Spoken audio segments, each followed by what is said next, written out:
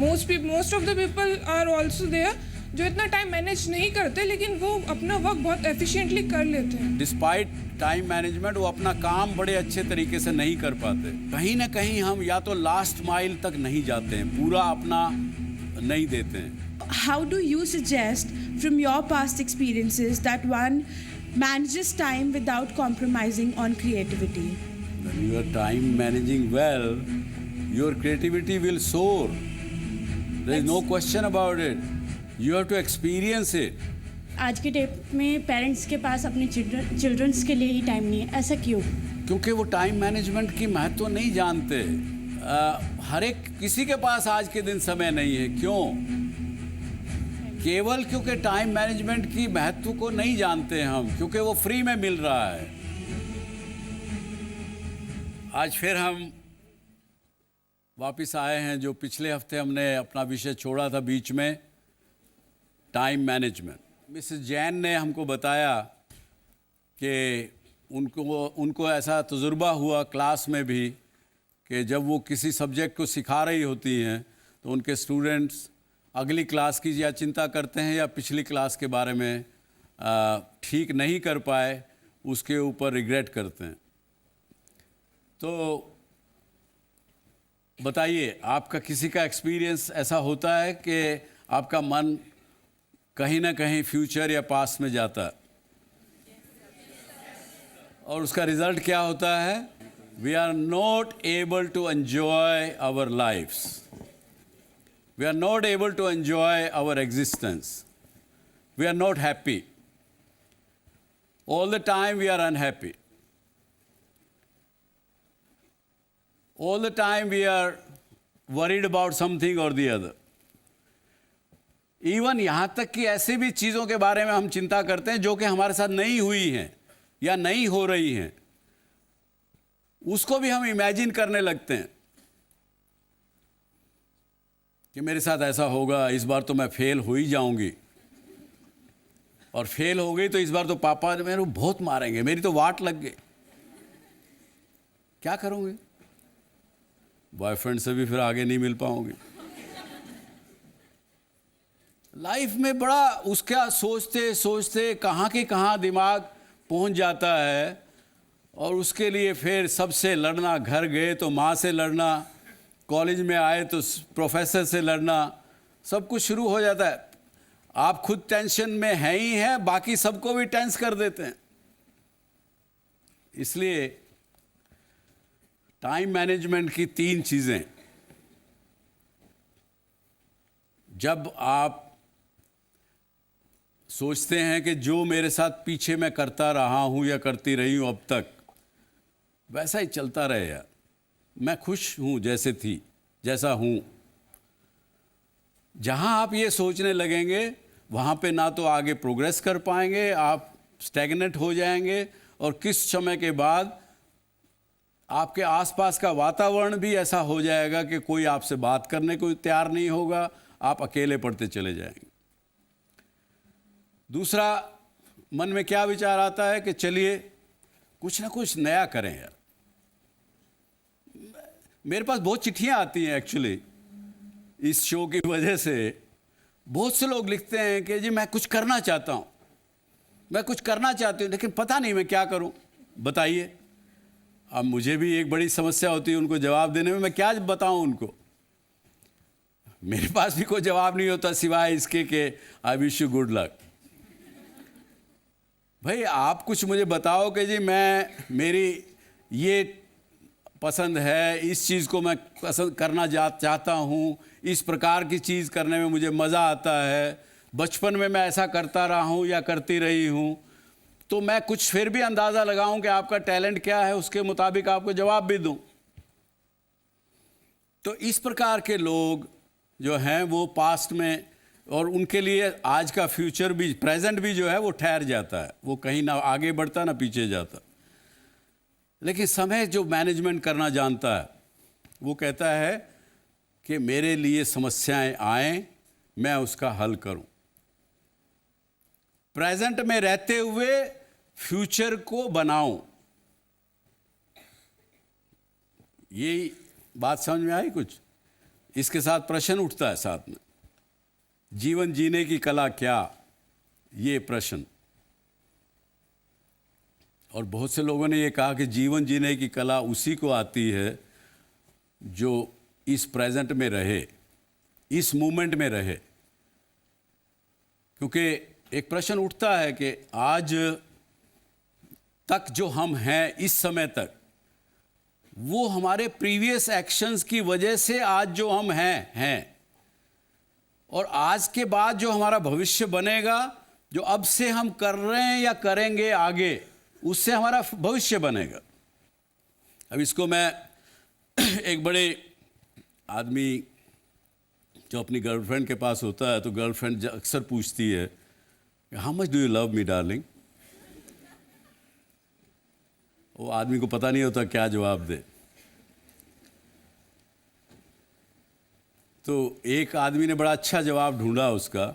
उसने कहा, darling, when ever I am with you 100%. When I am with you, I am with you 100%. Don't ask me when I am not with you where I am. So if you are with 100% in what you are doing, and you treat your work as your girlfriend or your boyfriend, I am sure your action will be perfect and very good. And you will be able to do that quicker than what time you have given to that job. And you will have time for extra things also. Yes, somebody is behind. मेरा question एक example के through है कि अगर हमें किसी भी चीज़ की लाइन में लगना है और हमने अपना टाइम मैनेज किया कि यहाँ 2 घंटे की लाइन है, हम 2 घंटा लाइन में लग रहे हैं, और फिर हम देख रहे हैं कि 2-3 या तो जो अंदर हैं उनके रिलेटिव्स या कोई भी पावरफुल लोग जाके हमसे पहले काम करा रहे हैं, तो फिर सर उस टाइम मैनेजमेंट का क्या फ़ायदा?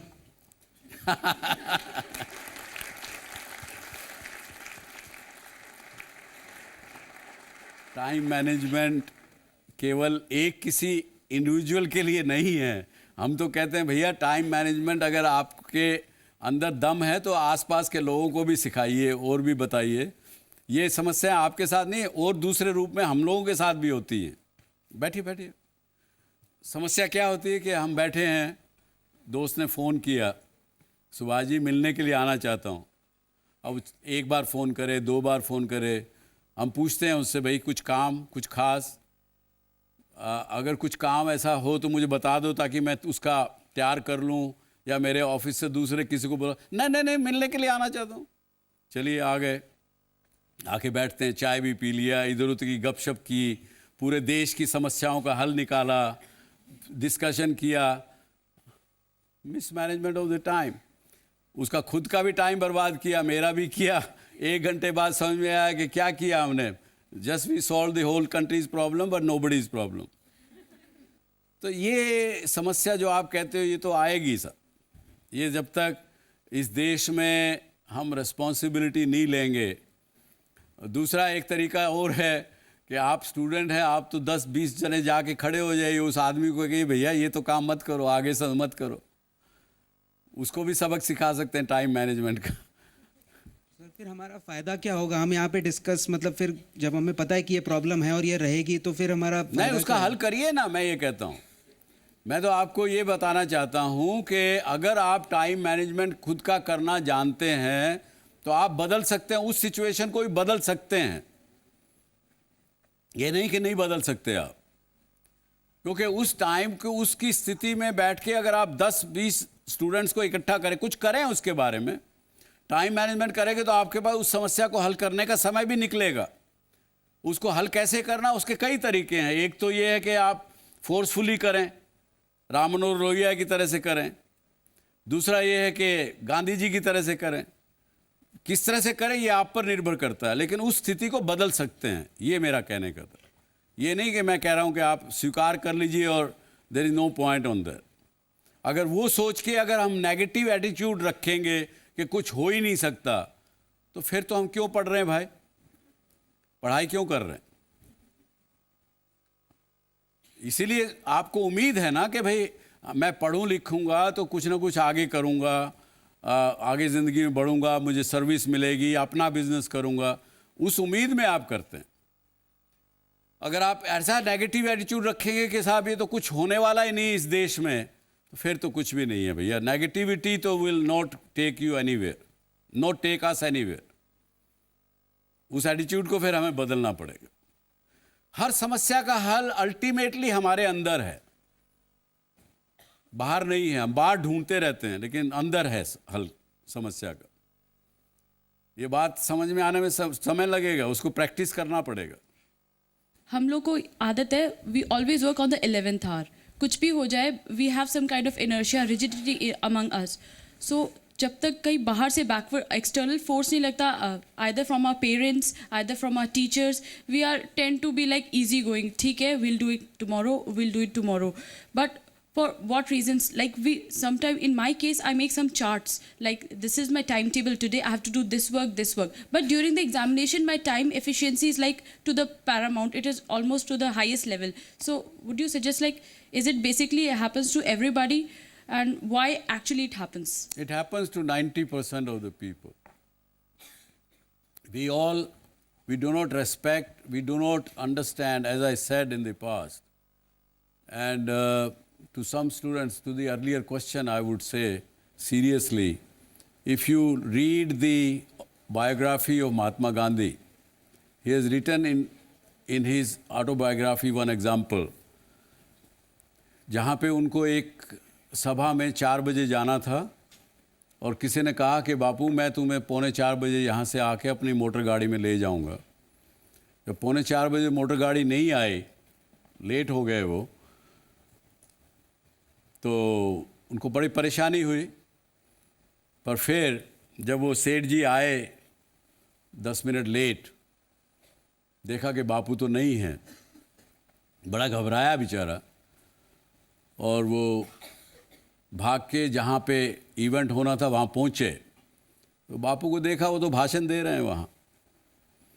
तो उसने पूछा, भाई बापू ये बाद में भाषण होने के बाद क्या हुआ, कैसे हुआ? उसने कहा, भाई तुम तो लेट हो गए थे, मुझे चिंता हुई, मुझे समय पे पहुंचना था, तो मैंने वहाँ पे साइकिल उठाई और साइकिल बड़ी तेज़ी से चलाते हुए मैं यहाँ पहुँच गया 4 बजे। तो आपके यंग आदमी का भी प्रश्न का जवाब मैं देता हूँ कि जो ये आप कहते हैं कि साहब ट्रैफिक बंद, जाम, फलाना, कोई नो एंट्री हो गई, मुख्यमंत्री जा रहा था उसकी वजह से रोड बंद हो गया, प्रधानमंत्री वहाँ से गुजर रहे थे इसलिए वो हो गया, इसलिए लेट हो गए, ये सब हम बहाना जानते हैं, हम बहाना ढूंढते हैं। तो इसी प्रकार से आपने जो कहा कि समय का कंस्ट्रेंट आपको कर सकता है, वो इसीलिए करता है। जो मैंने आपको जवाब दिया उसी प्रकार से आप भी इसको कोशिश कीजिए एक बार फिर, कि रात को आप अगले दिन का प्लान कीजिए, इम्पोर्टेंट अनइम्पोर्टेंट दोनों को लिखिए। अनइम्पोर्टेंट चीज़ों को डक मत करिए, क्योंकि वो आएंगी ही आएंगी, बाधाएं आएंगी ही आएंगी। कोई भी अच्छा काम आप कोई भी करने गुजरता है उसके अंदर ऑब्स्टिकल आते ही हैं, क्योंकि ये भी एक कुदरत का कानून है। तो अनइम्पोर्टेंट चीज़ों को आप इग्नोर मत करिए, उनको भी लिखिए, उनको भी आपके पास समय मिलेगा, क्योंकि वो करनी ही पड़ेंगी आपको। जाम में फंसना भी पड़ेगा, क्योंकि यदि हम 1.25 करोड़ लोगों के देश में रह रहे हैं, जहाँ पे लिमिटेड इंफ्रास्ट्रक्चर शहरों में है और है, जब तक आप बड़े होके आप आगे नहीं बढ़ के और उन चीज़ों को हल नहीं करोगे, ये समस्याएं आगे रहने वाली हैं। अगली पीढ़ियों को क्या दे के जाएंगे हम? आज हम ये शो क्यों कर रहे हैं, मैं क्यों कर रहा हूँ? अपने आप को एक्सपोज कर रहा हूँ पूरे वर्ल्ड के सामने, ताकि मेरे को क्रिटिसाइज भी लोग कर सकें, कुछ कर सकें, लेकिन इसी इच्छा से कर रहा हूँ कि मेरे आगे आने वाली पीढ़ियों को कुछ लाभ मिले। Thank you.